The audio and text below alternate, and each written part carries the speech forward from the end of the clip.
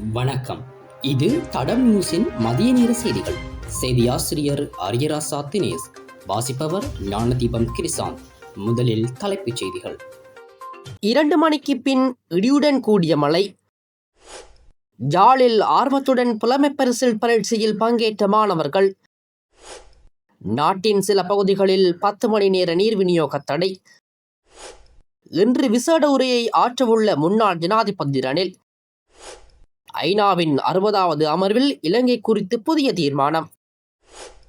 வடக்கு மாகாணத்திலும் திருகோணமலை மற்றும் மட்டக்களப்பு மாவட்டங்களிலும் பிற்பகல் 2 மணிக்கு பின்னர் சில இடங்களில் மழை அல்லது இடியுடன் கூடிய மழை பெய்யக்கூடும் என வளிமண்டலவியல் திணைக்களம் எதிர்வு கூறியுள்ளது. வளிமண்டலவியல் திணைக்களத்தினால் இன்று வெளியிடப்பட்டுள்ள அறிக்கையிலேயே இந்த விடயம் தெரிவிக்கப்பட்டுள்ளது. மேல் மற்றும் சப்ரகமுவ மாகாணங்களிலும் நூரெலியா, கண்டி, காலி மற்றும் மாத்தறை மாவட்டங்களிலும் பல தடவைகள் மழை பெய்யக்கூடும் எனவும் திணைக்களம் வெளியிட்டுள்ள அறிக்கையில் குறிப்பிட்டுள்ளது. இடியுடன் கூடிய மழை பெய்யும் வேளைகளில் அப்பிரதேசங்களில் தற்காலிகமாக பலத்த காற்றும் வீசக்கூடும். இடியுடன் கூடிய மழையுடன் தற்காலிகமாக பலத்த காற்று மற்றும் மின்னல் தாக்கத்தால் ஏற்படும் ஆபத்துக்களை குறைத்துக் கொள்ள தேவையான நடவடிக்கைகளை எடுக்குமாறும் வளிமண்டலவியல் திணைக்களம் பொதுமக்களை அறிவுறுத்தியுள்ளது. தரம் 5 புலமை பரிசில் பரீட்சையானது இன்றைய தினம் நாடளாவிய ரீதியில் காலை 9 மணியளவில் ஆரம்பமாகியது. அந்த வகையில் யாழ்ப்பாணம் கல்லூரி மற்றும் வட்டு மத்திய கல்லூரி ஆகிய பாடசாலைகளில் அமைக்கப்பட்டுள்ள பரீட்சை நிலையத்திலும் பரீட்சைகள் ஆரம்பமாகியது. இதன்போது மாணவர்கள் மிகவும் ஆர்வத்துடன் பரீட்சையில் கலந்து கொள்வதை அவதானிக்க முடிந்தது.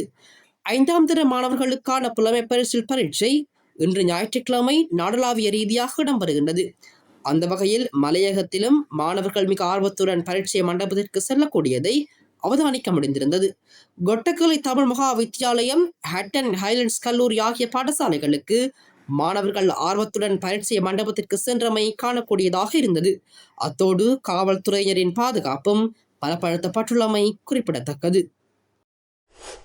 கம்பஹா மாவட்டத்தின் பல பகுதிகளில் நாளை 10 மணி நேர நீர் விநியோகம் துண்டிக்கப்படும் என்று தேசிய நீர்வளங்கள் மற்றும் வடிகால் அமைப்பு சபை அறிவித்துள்ளது.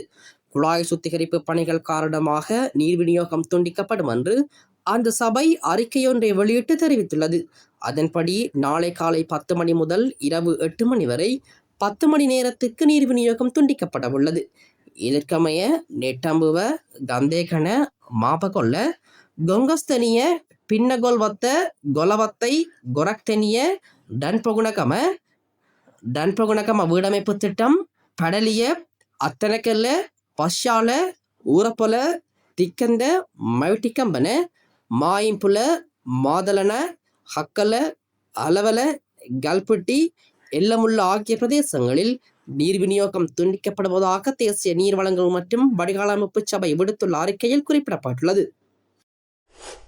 முன்னாள் ஜனாதிபதியும் ஐக்கிய தேசிய கட்சியின் தலைவருமான ரணில் விக்ரமசிங்க இன்று விசேட உரையொன்றை ஆற்றவுள்ளார். இளைஞர் சமூகங்கள் தொடர்பான தற்போதைய நெருக்கடி நிலைமை குறித்து முன்னாள் ஜனாதிபதி இதன்போது கருத்து வெளியிட உள்ளார். தேசிய இளைஞர் சேவைகள் மன்றத்தை நிறுவுவதில் முன்னோடியாக இருந்த ரணில் விக்ரமசிங்க அதன் ஆரம்பகால நோக்கங்கள் மற்றும் தேசிய இளைஞர் சேவைகள் மன்றம் மற்றும் இளைஞர் சங்கங்களின் செயற்பாடுகள் தனது பதவிக்காலத்திற்கு மேற்கொள்ளப்பட்ட விதம் குறித்தும் கருத்து தெரிவிக்க உள்ளார். அடுத்த மாதம் நடைபெறும் ஐக்கிய நாடுகள் மனித உரிமைகள் பேரவையின் 60வது அமர்வில் இலங்கை குறித்த புதிய தீர்மானம் முன்வைக்கப்படும் என்று ஐக்கிய இராச்சியமும் கனடாவும் அறிவித்துள்ளன. இந்நிலையில் கடந்த ஜூன் மாதம் இலங்கைக்கு விஜயம் செய்த ஐக்கிய நாடுகளின் மனித உரிமைகள் ஆணையாளர் வோல்கர் டர்க் 60வது அமர்வில் இலங்கையின் மனித உரிமைகள் நிலைமை குறித்து தனது அறிக்கையை முன்வைப்பார். வரைவு திட்டத்தின்படி அமர்வு தொடங்கும் நாளில் செப்டம்பர் 8ஆம் தேதியன்று இந்த அறிக்கை சமர்ப்பிக்கப்பட உள்ளது. உயர்ஸ்தானிகர் டர்க் ஏற்கனவே செம்மணி புதைகுழியை பார்வையிட்டு சென்றுள்ளமையால் இலங்கை குறித்த தனது அறிக்கையில் முக்கியமாக அந்த புதைகுழி இடம்பெற வாய்ப்புள்ளது. இதற்கிடையில் புதிய அரசாங்கம் கடந்த செப்டம்பரில் பதவியேற்றதில் இருந்து ஐக்கிய நாடுகள் மனித உரிமைகள் பேரவையின் இலங்கை மீதான தீர்மானங்கள் மற்றும் சமர்ப்பிப்புகளில் நிலைப்பாடுகள் மென்மையாக்கப்பட்டுள்ளதாக இலங்கையின் வெளியுறவு அமைச்சர் விஜித ஹொரட் தெரிவித்துள்ளார். அதே நேரம் பொறுப்புக்கூறலை நிவர்த்தி செய்வதற்கான உள்நாட்டு செயல்முறை வலுப்படுத்தப்படுவதையும் அரசியல் தலையீடு இல்லாததையும் உறுதி செய்ய அரசாங்கம் பல நடவடிக்கைகளை எடுத்துள்ளது என்றும் அவர் குறிப்பிட்டுள்ளார். 2 மணிக்கு பின் இடியுடன் கூடிய மழை. யாழில் ஆர்வத்துடன் புலமைப் பரிசில் பரீட்சையில் பங்கேற்ற மாணவர்கள். நாட்டின் சில பகுதிகளில் 10 மணி நேர நீர் விநியோக தடை. இன்று விசேட உரையை ஆற்றவுள்ள முன்னாள் ஜனாதிபதி ரணில். ஐநாவின் 60வது அமர்வில் இலங்கை குறித்து புதிய தீர்மானம்.